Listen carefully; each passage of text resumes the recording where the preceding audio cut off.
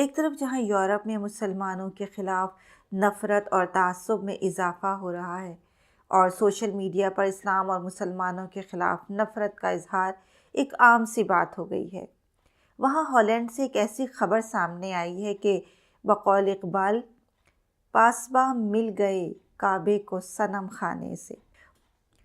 Holland میں اسلام دشمنی کے لیے مشہور جماعت فریڈم پارٹی کا ایک اور سیاستدان مسلمان ہو گیا ہے۔ جان وین کلیورن سابق رکن پارلیمنٹ ہیں اور اس کے اسلام قبول کرنے کی بڑی وجہ گیرٹ ولڈر کی حرکتیں ہیں۔ گیرٹ ولڈر نے پچھلے برس گستاخانہ خاکوں کے مقابلے کا اعلان کیا تھا۔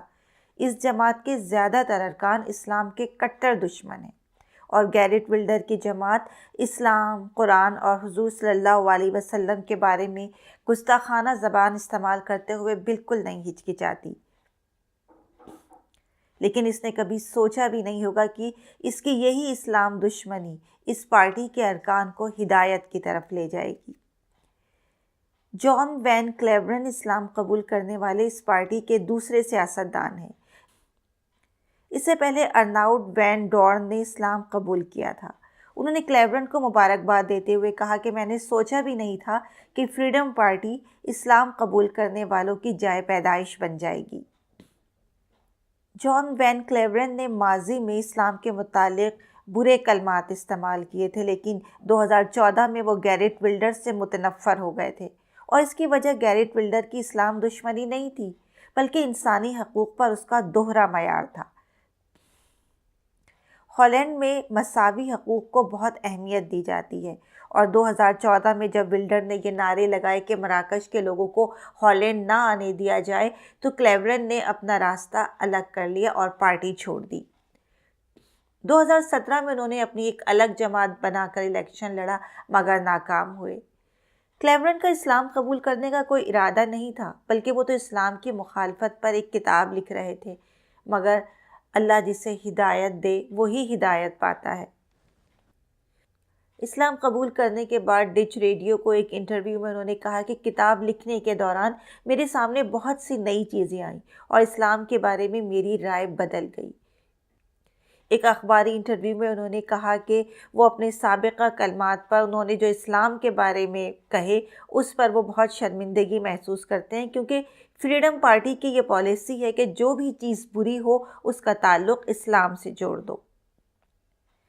کلیورن کی طرح وین ڈورن نے بھی اسلام دشمنی میں بڑھ چڑھ کر حصہ لیا اور 2008 میں جب گیرٹ ولڈر نے اسلام کے خلاف فتنہ کے نام سے فلم بنائی تو اس کی تیاری میں وین ڈورن نے بھرپور حصہ لیا، لیکن بعد میں یہی فلم ان کے قبول اسلام کا ذریعہ بنی، کیونکہ جب اس فلم کے خلاف اسلامی دنیا سے رد عمل آیا تو انہوں نے اسلام کے بارے میں مزید معلومات حاصل کی۔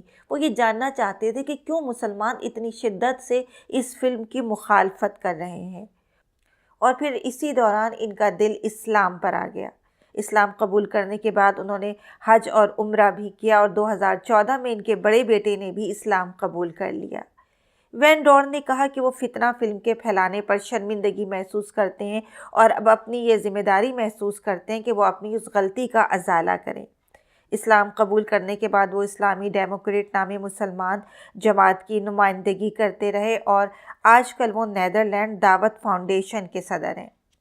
انہوں نے جان وین کلیورن کو عمرے کی ادائیگی کی بھی پیشکش کی۔ گیرٹ ولڈر اور اس کی جماعت پچھلے کئی سالوں سے ہالینڈ سے اسلام کو نکالنے کی کوشش کر رہی ہے، لیکن جو ہو رہا ہے وہ ان کی سمجھ سے باہر ہے۔ یورپ کی اسلام مخالف پالیسیاں خود ان کے گلے کا طوق بن گئی ہے۔ انشاءاللہ اسلام ایک دن انہی لوگوں کے ہاتھوں پھیلے گا۔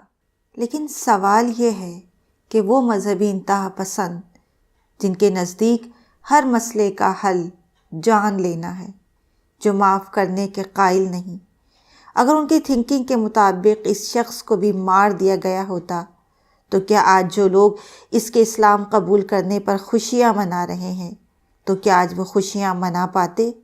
اور اگر نہیں تو کیوں؟ کمنٹس کر کے ہمیں اپنی رائے سے ضرور آگاہ کریں۔